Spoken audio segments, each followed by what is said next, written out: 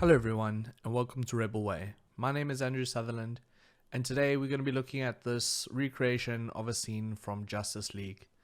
This project was set up by Kevin Anthony, so thank you Kevin for providing this project. And if you take a look at this scene here, we can see we have got a few concepts going on. We've got some RBD destruction type work, we've got some particles. Well, when I say particles, I mean lightning effect. We've got lightning that is moving with our character. We've got some procedural smoke here, so smoke done without simulation just to create a bit of an atmosphere here. And of course we have some smoke coming from our destruction. So let's jump into Houdini and see how it's done. So the first thing that we're going to take a look at is our character. And we've got an agent node, and this is just reading in a FBX character with some animation on it. And that animation is taken from Mixamo. So as you can see, we have Mixamo open, and this is where our character is from. And he's a drunk running character. And I've just got in place ticked on so you can see what he's doing, but untick run in place and download your character. Of course, you can change this character by coming over to characters, use this character, now load, and as you can see, we now got a different character but the same animation. So you can change things up that way if you want. Just download the character, and in Houdini we just load in our character, we select our clip. In this case it's called mixamo.com, and the only thing we've changed is the timing of this animation by just dividing by 1.1. This is going to make it a little bit slower. From there, all I'm doing is I'm preparing a VDB for later.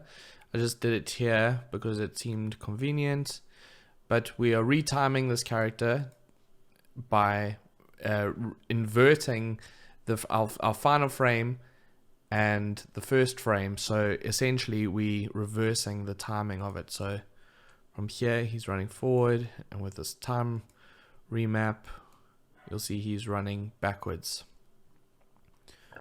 We're putting down a collision source, which is just creating a volume. You could use a VDB node if you want. VDB from polygons.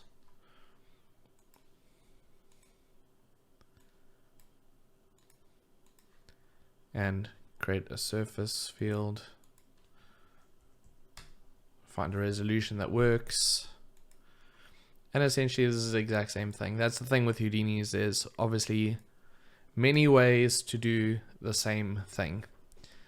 The idea here is to share some project files created by professional visual effects artists so you can see how they're doing things. But of course, if you want to use workflows you're already used to or more comfortable with, you can do it anywhere you like. So if we jump back out and into effects body electricity, we can see we're reading in that agent node again.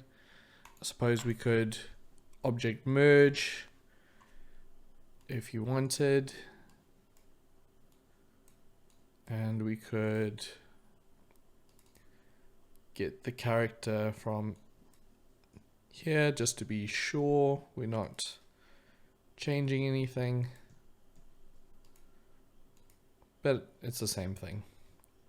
Then what we're doing is we are using a convert node to make sure that our character is unpacked, and we are working with points, primitives, polygons. If we go back here, you can see that this is a packed geometry, so it's only showing a point essentially to represent this entire character. But we actually want to work with the polygons, so we can use a convert node to do that. What we're doing is we're deleting his arms and heads by, this was manually selected, so we could So if we come to this selection tool and just double click, you can see we can select some pieces of our character, and just in the viewport we can just hit delete, and that'll create a blast node for us, deleting whatever it is that we want to get rid of. In this case, we're deleting the hands, head, cap, etc. From there, we're going to create a color, and we're just going to color him black. From there, I'm just going to make sure that we've got some normals, and we're going to put down a sort node just to randomize the points, the point numbers on our character. That way, we're going to delete when we put down a blast node, and we select 0 to 3. They're just going to be randomly distributed. If I undo this, you can see they're a bit too close together in this case. So I'm using this just to randomly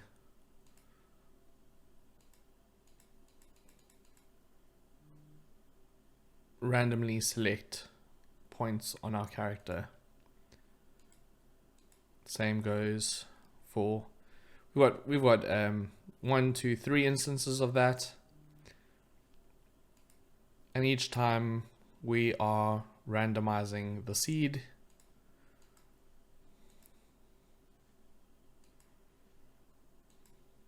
and set to random. We're just going to merge all of those. We're going to give that a white color this time. And we're going to use attribute transfer to transfer that white color onto our black mesh, like so.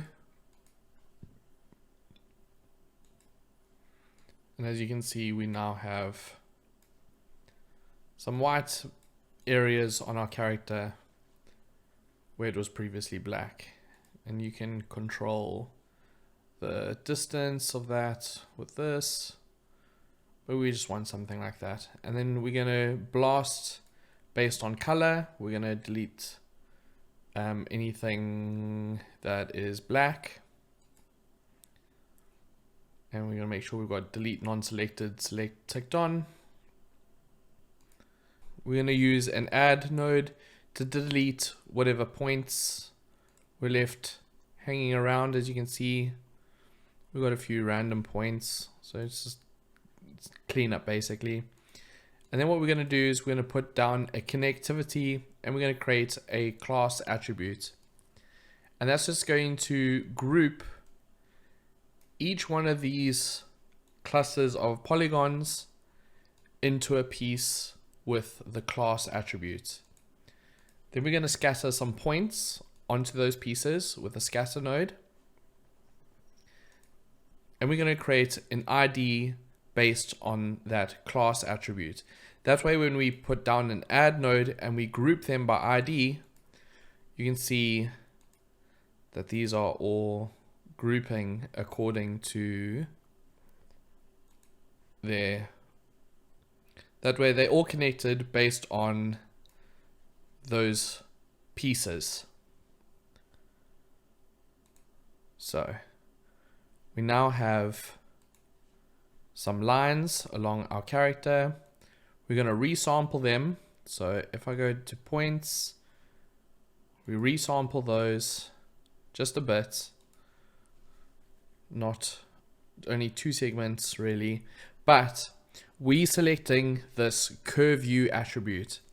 This is a really cool attribute. What it does is it creates an attribute from 0 to 1 along this line. So if we were to visualize that, which I think we will be doing in here, you can see, well, we're remapping those values. So it looks a bit weird here now, but essentially what it would be is black on the one side and white on the other. So a value from 0 all the way through to 1. But in this case, what we're going to do is we're going to remap that curve view value. So the beginning part is going to be black, then the middle part is going to be white, and the end part is going to be black. That way, when we introduce some noise to disturb this, we can preserve the position of the beginning and the end, because we're going to want to distort this curve around our character. So wherever it's not touching him, we want to distort that and move, but we want the beginning and end point to remain on our character. I hope that makes sense. If we were to visualize our character with these points, you can see we're moving the middle section away from our character. You see, before they were along our character, now we're displacing with a turbulent noise this middle part, just the middle part, not the parts that is black, because it's being masked by this value, this curve U here. So here, in order to change things, we have to jump back out, and that's why you see this here. And we've got this displacement amount that has been, promoted. So as you can see, we can displace this even further if we want. But as you notice, only the white parts are moving. From there, we're going to resample that and make sure we've got a lot more points. And yet again, another attribute varp. And we're distorting the position with a noise. So we're putting down a turbulent noise, and we're masking with a ramp so it doesn't move. Once again, we're not disturbing the big first point and the last point, and we're just disturbing the white part. I hope I've made that as clear as possible. And just to visualize that a bit better, just putting down a color node. So we now have this cool noise. And as you can see, it's jittering about. That jitter is coming from this offset. And that is animated. Every frame divided by 24. So we get this cool electricity on our character. So let's go on to the next body electricity. So this time we've got a character, and I should have mentioned at the beginning to also download the T-pose from Mixamo. So in Mixamo, there'll be an option where you can download the T-pose version. And we want the T-pose so we can essentially copy some lines around these arms and use a point deform to animate those curves with our character. Of course, let's make sure we unpack our character to once again convert from pack primitives or pack character to actual polygons. And here we have our animated version. But what we want to do is we want to create a spiral. So let's just template our character quickly. Here we're using Labs Spiral. So make sure you have Labs installed, and we're just going to transform that up. We're going to have a version here. We're going to have a version there, just transformed it. We're going to merge those two together. And then we're using a point deform. And a point deform requires our mesh to deform, which is going to be the spiral. It needs our rest pose, which is going to be our T position. And then we're going to need our animated character. So we're going to take in our character here, unpack him. So that's our deformed version. And with that, I'm going to now template our animated version. you should see those lines animating with our character. We've done this before. If you go back and watch the fire monster tutorial that I created, there's a very similar thing that we're doing there with, animating these curves with our character.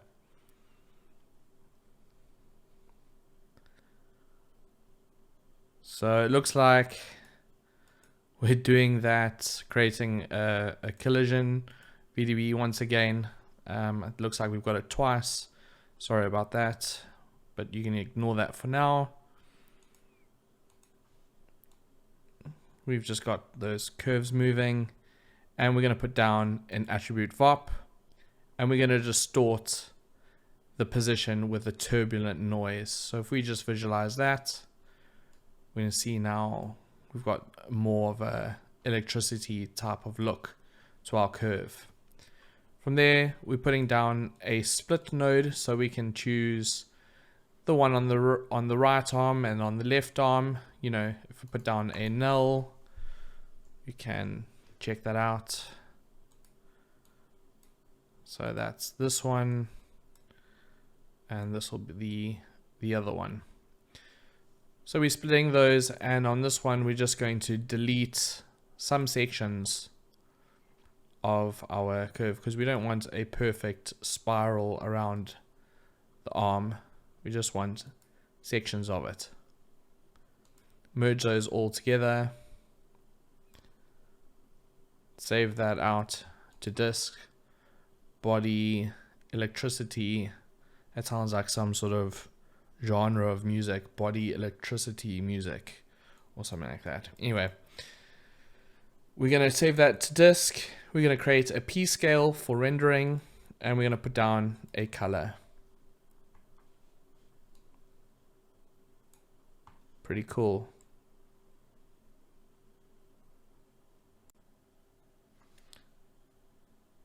So now we're going to create this lightning that sort of trails him that you see here. So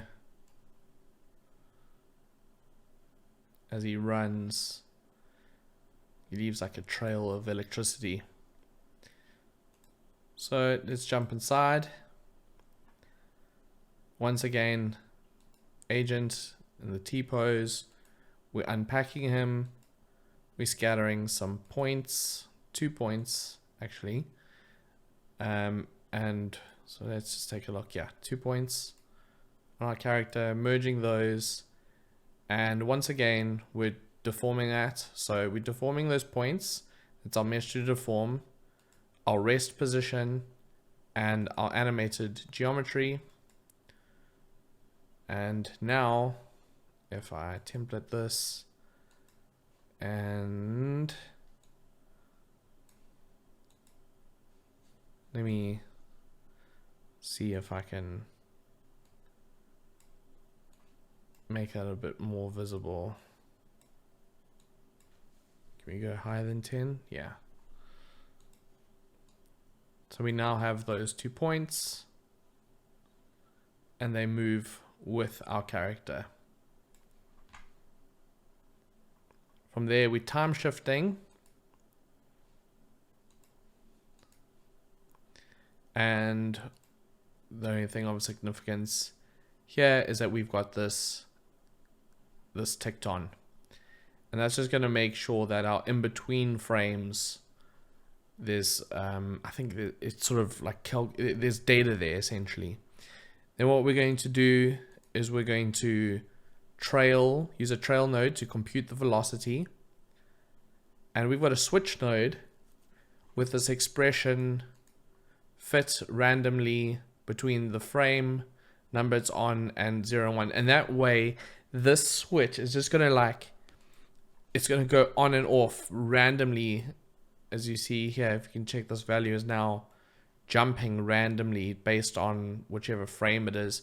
So each frame has a random number between 0 and 1, or either 0 or 1, and that's going to randomly sort of turn the switch on and off. And if we feed that into a pop solver. Let me go back and change our point size to something reasonable.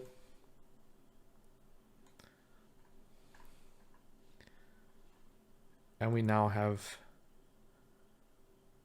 these particles spawning and flying off. So we obviously have a pop source using our first context geometry. Under birth, we have impulse activation of 1, and we just have a life expectancy of 5. Not much going on there. We have a pop force with a noise, amplitude, and swirl size, and that's going to just make our particles move around nicely. So that pop force is giving this effect. So without it, we have this, you know, not as interesting. Well, it's quite interesting, but it's not what we want. We want these to sort of, come on.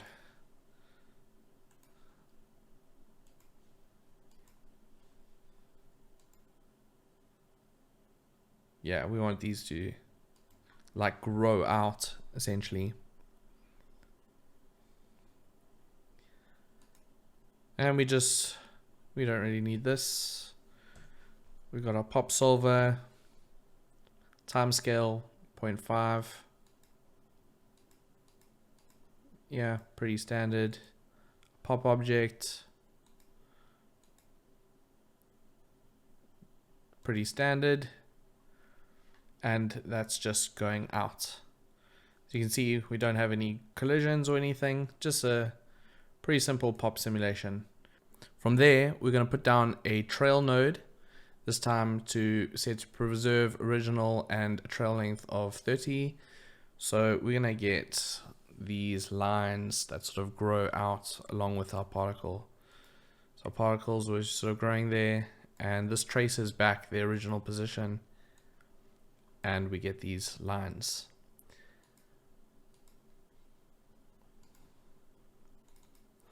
From here, we're just going to create a noise on our particles, and we're dividing the age by the life, and this just normalizes our age, the age attribute, and we add that in for. So if we add that with our turbulent noise, and we just making this a bit more contrasty, and we export that as color. Bit difficult to see here, to be honest, but let me first, let's increase the point scale again, and let's change our background color to light maybe. As you can see now,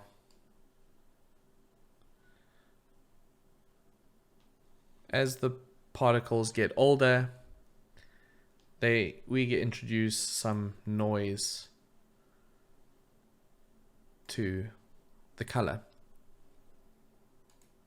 and we're just going to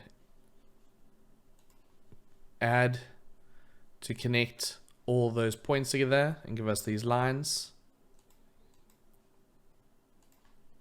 And if we resample those, so before the resample, we now have a lot more points to work with, and we're going to noise those up like we did before, just with the turbulent noise, and that just gives it more of that electricity look. And just another one for some variation. We're just going to clip this so they don't go below the floor. Save that out to disk. Set a P scale and a color. So before we had that black and white noise, we want to overwrite that with this blue color. And that's it for our electricity effect.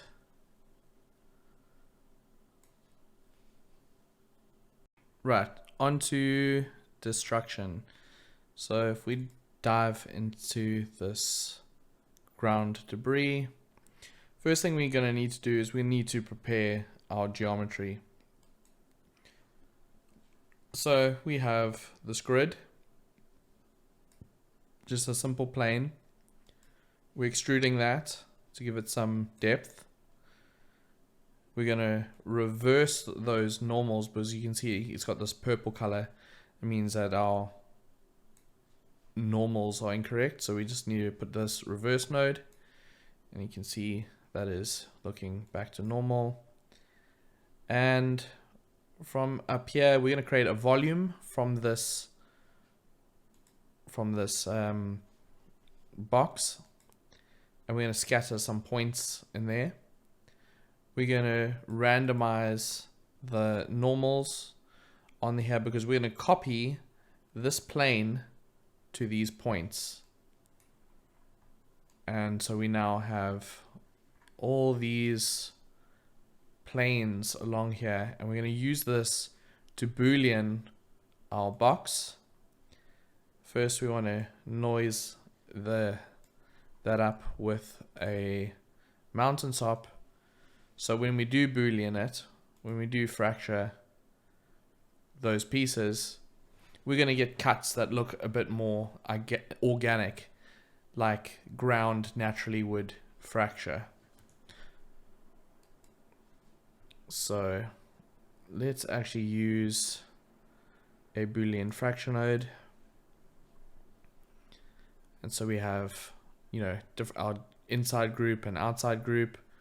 Before that, we have an auto UV. It's just going to create some UVs for us. And if we put down an exploded view, we can see what all our pieces look like. So that's what we get. If we come up here, we're also going to create a sphere. We're going to create a point with an add node. So just set to point, 1 point. We're going to copy that 5 times. And we're going to offset set that.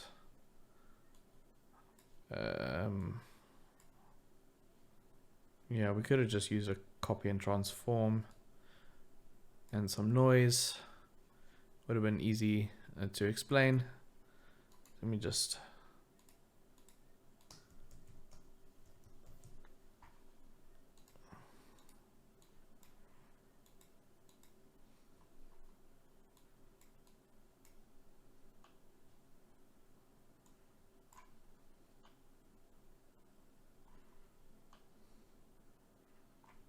so we could have done something like that, but I don't want to mess with the original project too much.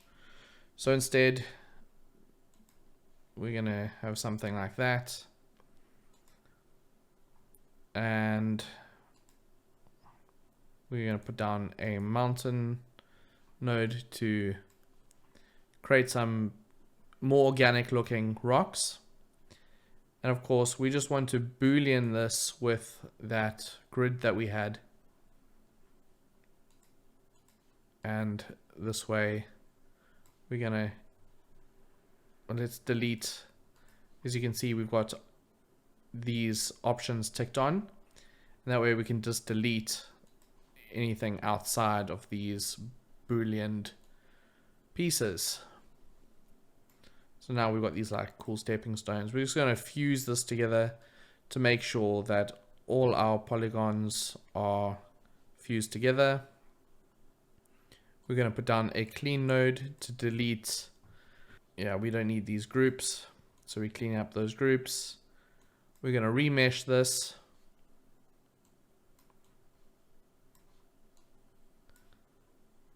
So before and after, we've now got some triangles to work with. We're putting down a connectivity, creating a class attribute for each one of these stepping stones. and we're going to dive inside a for each loop.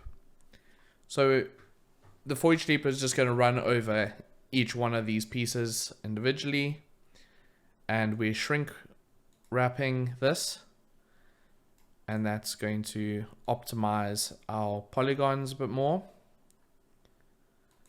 We're grouping the top, we're grouping the bottom, we're creating an auto UV,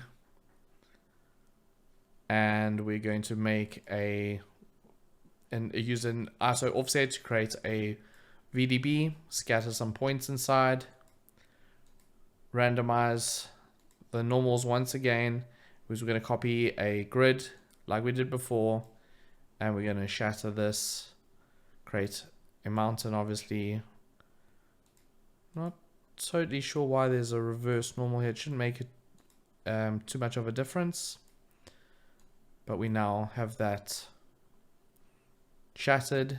If we check the exploded view, we can see how this is now fractured. And of course, we're going to run over each one of these pieces, and we want to transfer that class attribute back onto each piece. Cool. Next, we're going to want to assemble these pieces and make sure we have this create packed primitive ticked on, and we're just going to save this to disk. So we have our geometry saved on disk. We're going to give a value of 0 to our active attribute. We're going to give some direction and spread onto the velocity, and we're going to create some sliders for these things. This CF V scale is going to create a slider for us. So we've got a little tool that we can use to change essentially the rotation of our pieces. This W attribute is for our rotation, and the V is for our velocity. So we're just going to, when we introduce a force, these are going to push out and away, and that spread and the rotation of our pieces is all controlled with this wrangle. So from here, we're going to create a point, or we've got a line, and we're going to carve along that line. And this carve essentially is animated along our timeline.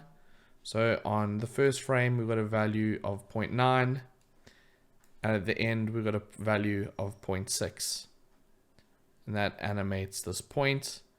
We're going to blast everything but 0.0, so our first point, and we now have this. We're going to give that a time shift, just remapping the animation a bit, and that's going into our last input, and this geometry is going into our third input.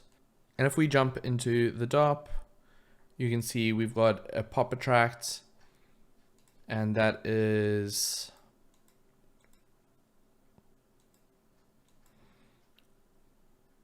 as you can see, we've got a pop attract with these values here. We have a pop force, introducing some noise, force of -200, and these are those attributes that we prepared earlier. And what it's saying is, with this point coming in, that point that we animated along, if that point is within a certain distance from our geometry, then we start introducing those forces. So if we run this, let me activate our simulation. You can see as that point comes in,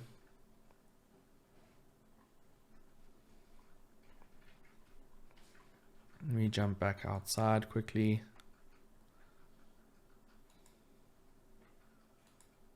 Let's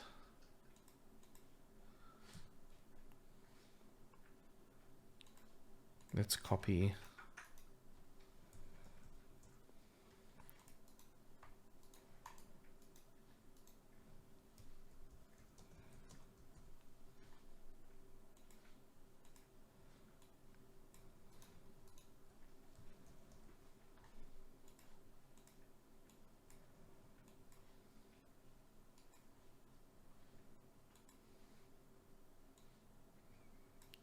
just so we can visualize this a bit better. You can see that's this point, and as this point moves along,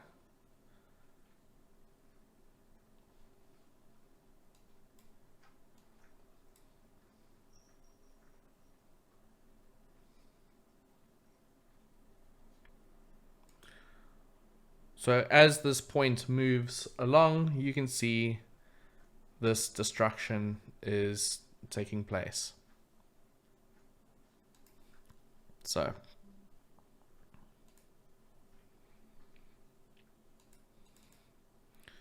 diving back in, RBD object, that's here, out front RBD. We're using the bullet solver, timescale of 0.1. These are our settings. We have a static object, and that is colliding with that that VDB of our character. So I think in the very beginning of this tutorial, I mentioned we created a surface field. So if I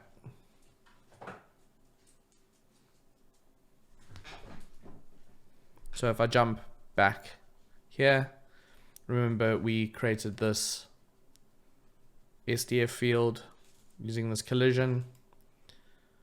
So we're finally using it.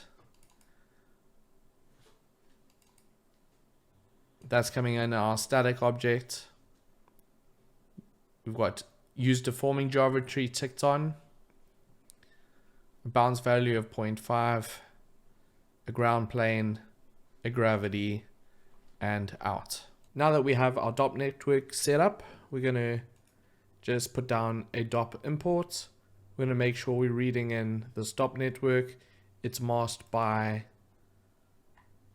this node here. So we're just importing the data from there. And we're going to set this to create points to represent objects. And this is just a super optimized way of caching our geometry. Essentially, we're not actually caching the geometry, we're just caching the points which represent the centroid of each piece. So if we take a look at that, you can see we've just got a bunch of points. And if we copy our geometry to those points with a transform pieces node, we will get our points.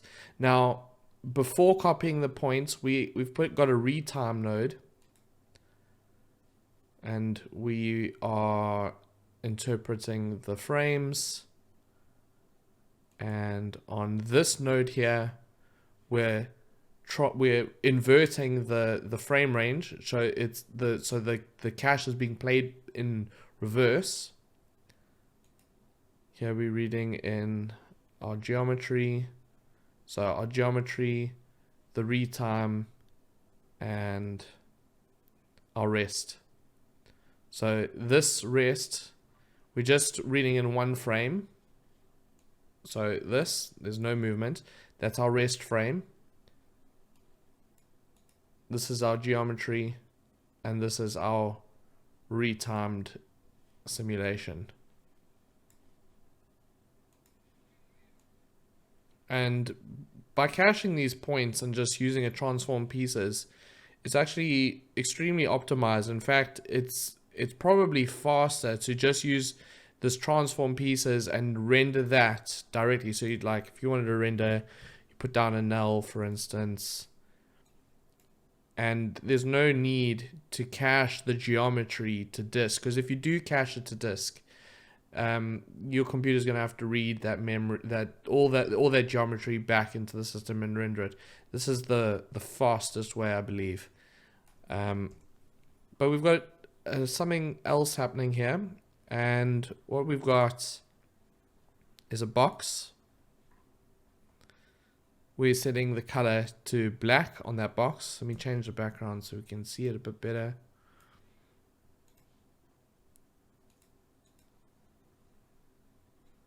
We're time freezing it just to the first frame, so it's not moving once again.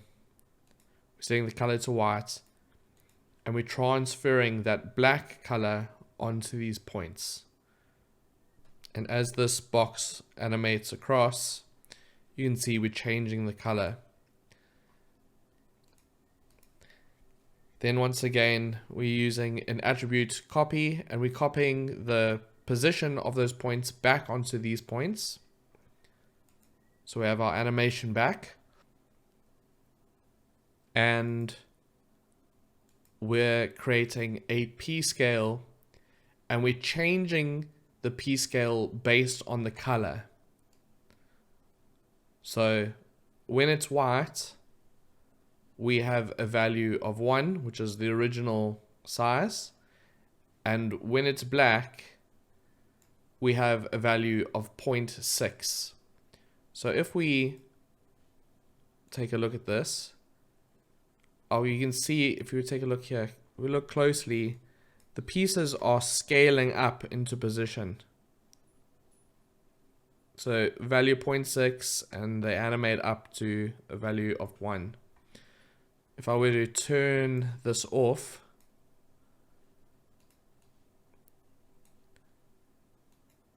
you can see we no longer have that scaling. Turn this on, and you can see pretty cool way to animate the P scale. Set our background back to black, and here we're just isolating each stepping stone. So this one, this one, this one, this one, this one. And we're just animating this a little bit to give it a little bit more movement when our character steps on it. So let's take a look at that. You can see there's just some hand animation. Just a little bit extra detail, and we're doing that for each piece. And it's as simple as that. We're also, of course, doing the same thing for the rest of our geometry. So, like we did before, going into a dot network, we've got some pop force. We're disturbing those points with that animated point that moves across, going into a bullet solver. This time, no gravity and an output. Yet again, we're caching it to disk, we're caching points, we're retiming those points, we're transferring a box, the color, to animate that P scale. We're changing the P scale. We're transforming those pieces exactly like we've just done. In this case, I think that you know, there's a few, if we don't like this piece, for instance, you can just select it and blast. So if there's any pieces you don't like, or you feel like this is too big, maybe you can select these, just double click and hit delete if you feel that's needed. Then of course, all we're doing is we're merging this geometry with our stepping stones and putting in a null for rendering. So let's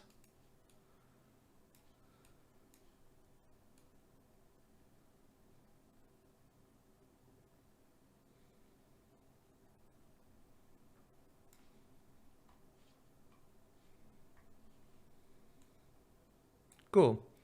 So next up we have these sparks and particles emitting every time our character lands on a stepping stone. We have this lightning effect, and there's some particles and a bunch of stuff. So let's go on to that next. It's called stomping effects, and we start with a circle.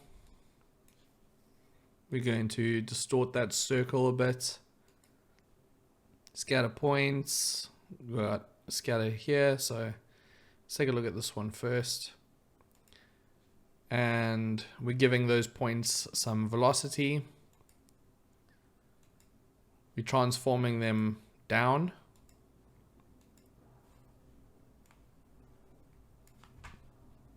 And we're then feeding that into a pop simulation.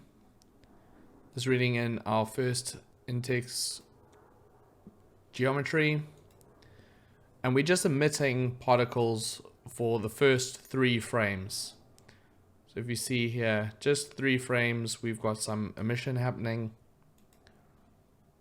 We're inheriting the velocity, some variance. We then have a pop force, which is going to introduce some noise. So our particles don't just, you can see they're affected by that noise, like we did with our lightning effect. A pop drag to make our particles move a bit more naturalistically. Is that a word? A bit more naturally. We've got some air resistance here that's going to slow down our particles a bit, like this, a bit more physically accurate looking. And that is going into our pop solver, of course. Pop object. And a gravity. So, just like we did with our lightning, we're now going to trail those points with preserve original. So we get some lines like this. I'm sure you guys are familiar now with what's happening. We add an add node to connect those points. We're going to resample them so we've got some more points to work with before we don't have much. And we're going to add some noise to give it that electricity effect. Just a turbulent noise being added to the original position and rewriting that out as position. Okay, we've got a group. We're just grouping everything, calling it electricity or electric.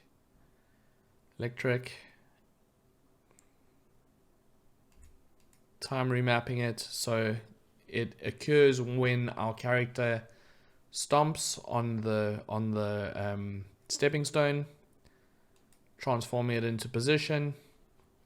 And we've got the same thing repeated a number of times. We also here have that mountain again, point jitter, which is going to disrupt the position of those points.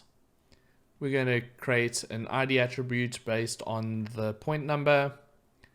And here we have a subnet that is deleting points randomly. And this is the inverse. So half the points are here and the other half here. And we're then animating this in a circular motion. So these points are moving like that, and then the other half, same thing, but they at different rates. We merge those together and we time shift these. So now we've got twice as many points. They're the same points, but they're going to appear differently because we've time shifting the one, we're merging it with itself. We're going to add, use an add node based on the ID. So we've got these now lines connecting. And then just like before, resampling, adding a noise. This time, because these are primitives, we are using prim ID based on the point number. And then we're going to read that in. And we're going to add some noise to each one of these primitives. So each one is going to have a slightly different color. This fit range is just to control the sort of contrast of that black and white gradient, and we're writing that out as CD. So if I untick this, if I untick this. I'll change our color. Let's try light. Bit difficult to see. But you can see we've got values but going between white and black. Then what we're doing is we're creating an alpha channel based on the color. And this alpha channel is essentially going to make our geometry or our points or our lines transparent. So it's going to have some transparency to it. So they layer up in each other, and this may be a bit more apparent in the final render, but it's quite cool to give our particles or lightning or whatever it is a bit of transparency within the alpha channel. And then just grouping this and calling it spin, adding some color, and as you can see, that transparency is being animated over time. And I believe that is coming from here. So we animating those values. So they start off weak, animates on, and then they sort of fade off. And we're doing that with that alpha. All together, we've got this pop effect, which I'll explain now. Just adding some velocity and a simple pop sim. This time we're using a pop replicate. So without this, we should just have a few points, but we add a pop replicate. It's going to replicate those points and noise up the position a bit. We now have that. You can see we've disrupting the positions with this noise. Pop drag with some air resistance like we did before. Simple pop sim and out. That's also getting merged in with our other effects. We now have all of this coming together. Like I mentioned before, time remapping it and moving it into position. So we can template this with our character.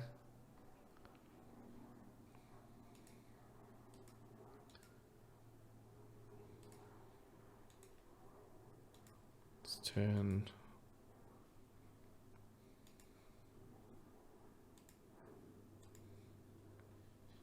We can pin our view here, jump back inside.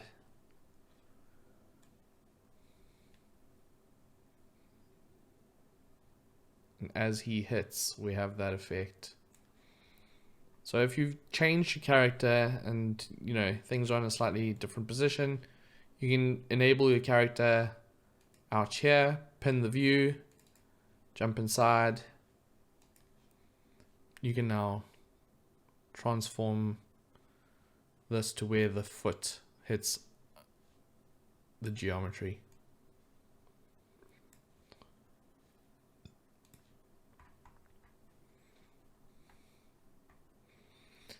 These are just duplicates of the same thing. The only thing that is different is obviously the position and the timing, and that's just use a time shift node to make sure things are timed correctly, and the position.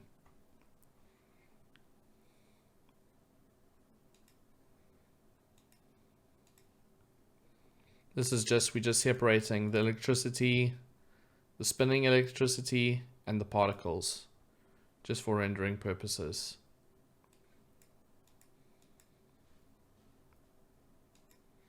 Cool. Next up, some dust. So we're going to object merge our stepping stones, object merge our ground. We're going to retime this so it happens in reverse.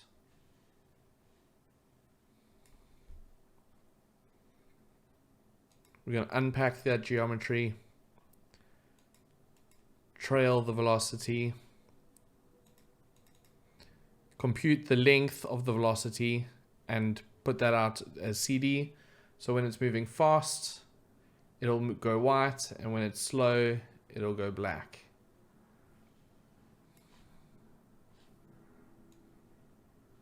Cool.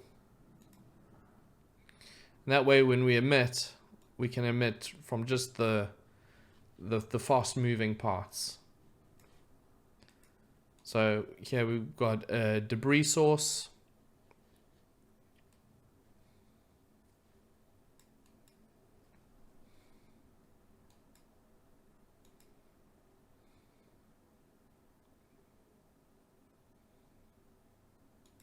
And we're going to use those particles and pipe them into a pyro source. This is going to create some density and some temperature on those particles. We're going to add a noise, remapping that noise, creating an offset, and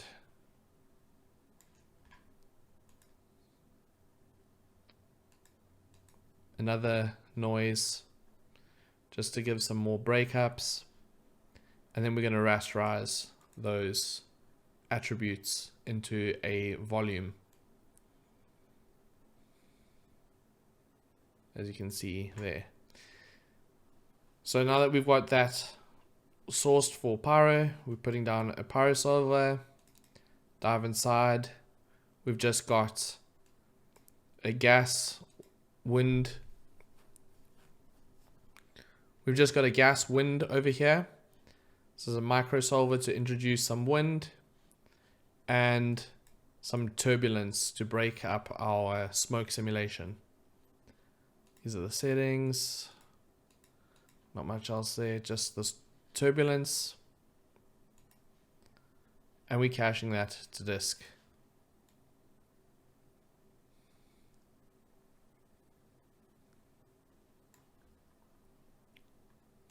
Then we're retiming it, reversing that time again. A volume visualization node, so we can see our smoke a bit better. We're lowering the density, in fact. So yeah, if you want to see it better, you can increase the density, but 0.5 looks correct. We're doing the exact same thing, but this time for our floor. Caching to disk, creating a pyro source, creating some attributes on those points, noising up those attributes, then rasterizing those attributes into a volume. As you can see there, it's a bit difficult to see, but there we go. Pyro solver, cache to disk, reverse the frame range,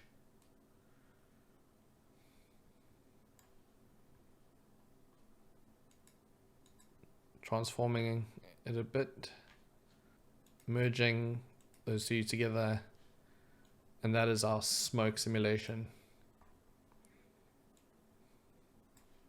We jump back out, we can now view that with our scene. And lastly, we've got some procedural smoke in to create some atmosphere.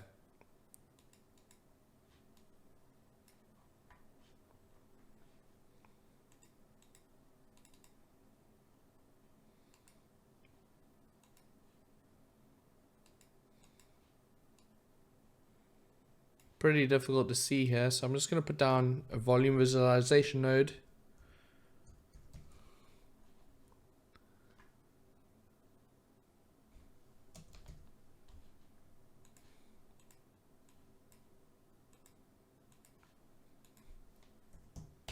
And increase the density, maybe 2. Yeah, now we can see it a bit better. So we're going to start with a box that encompasses our entire scene. We're going to create a volume from that box, so a density, and we're then going to noise up this with a turbulent noise,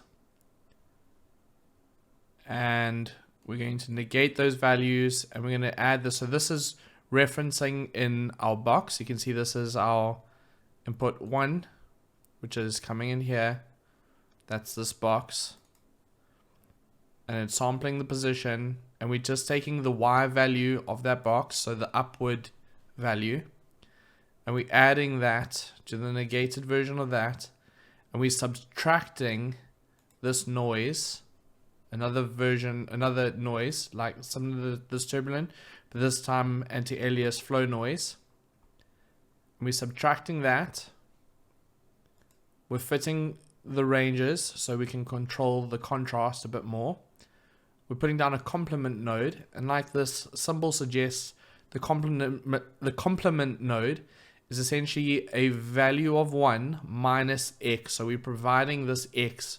So we have, imagine the density here, and it's all a value of 1, and we're removing this x value. We're subtracting that. Then we're just multiplying that density up with this multiply node, and we saving that out. So,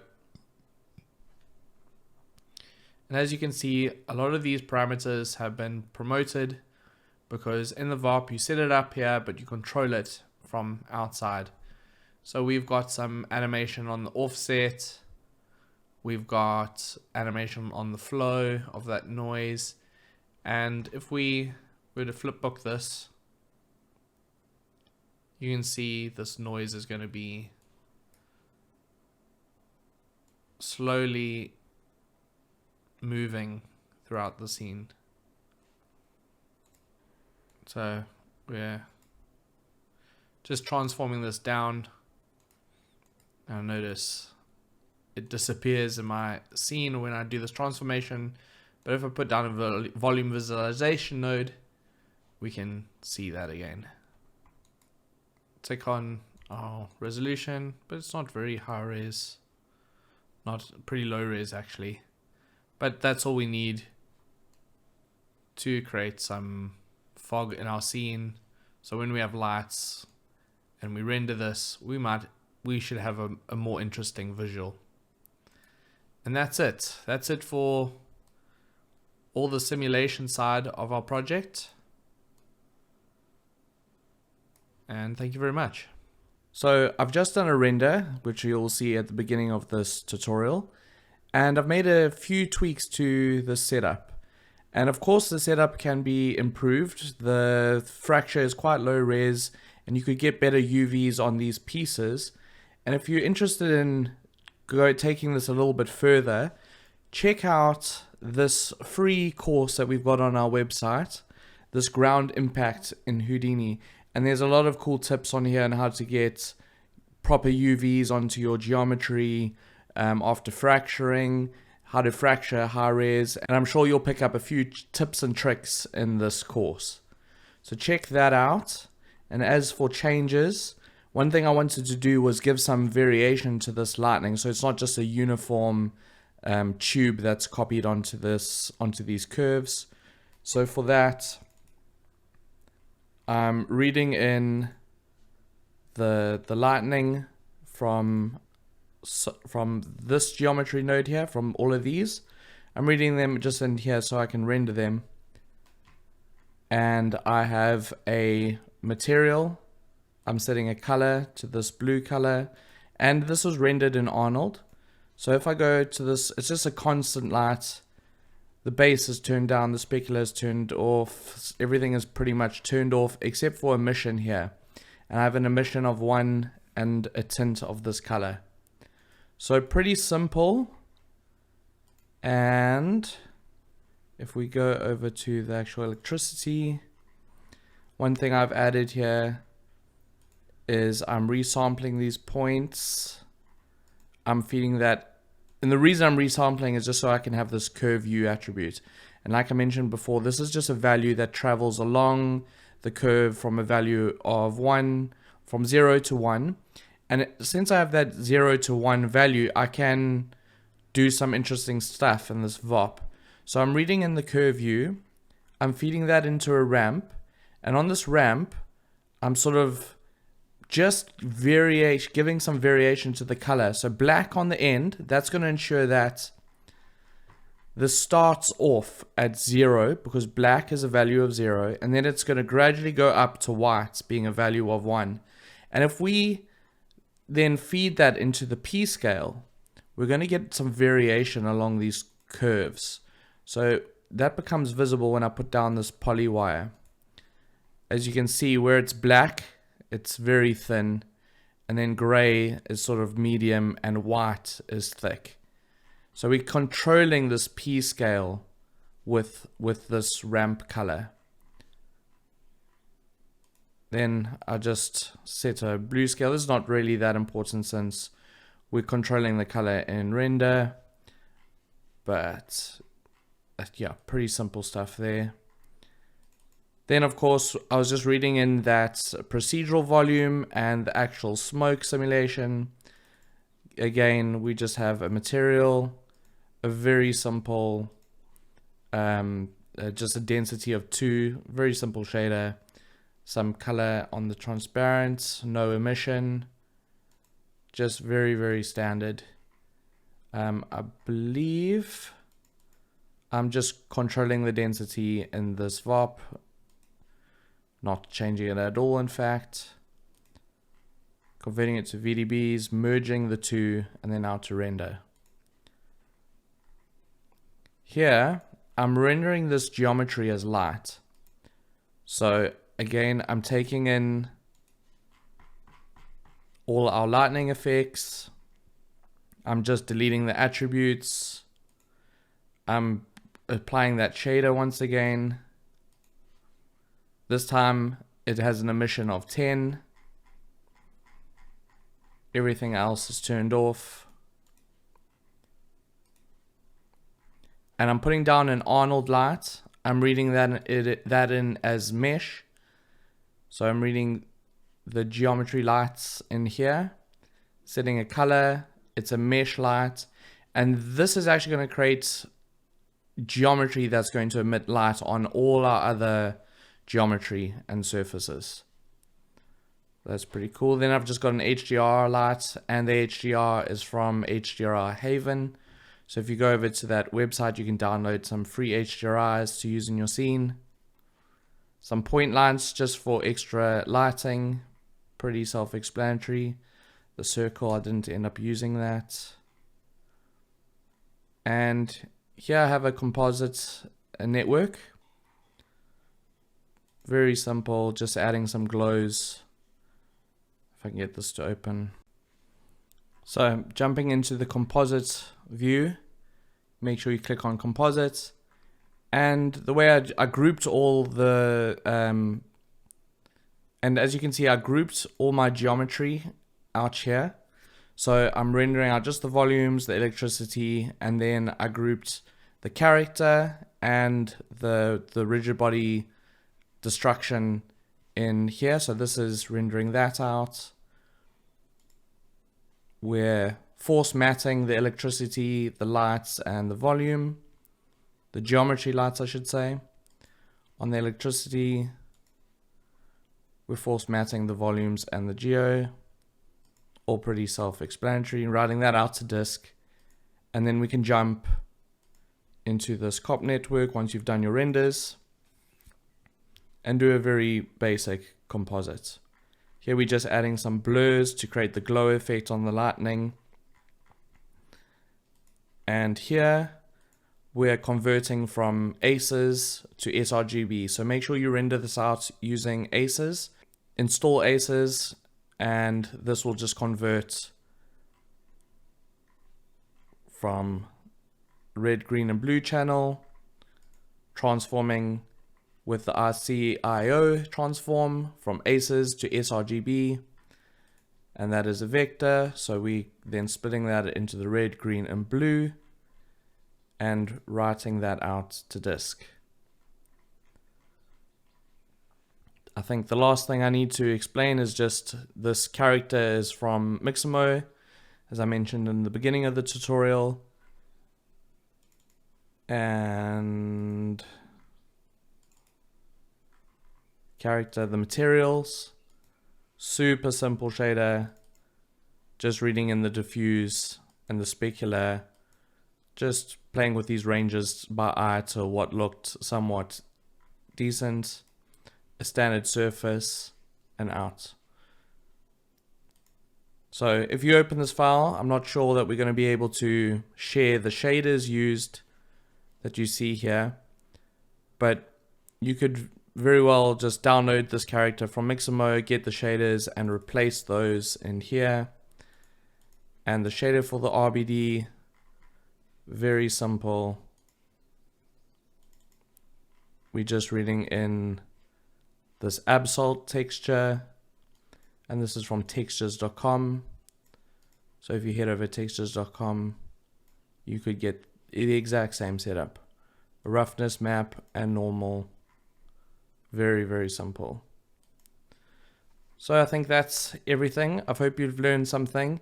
Make sure you check out that that course that we have for free on Rebelway, and I'm sure you can pick up some more tips for an effect like this.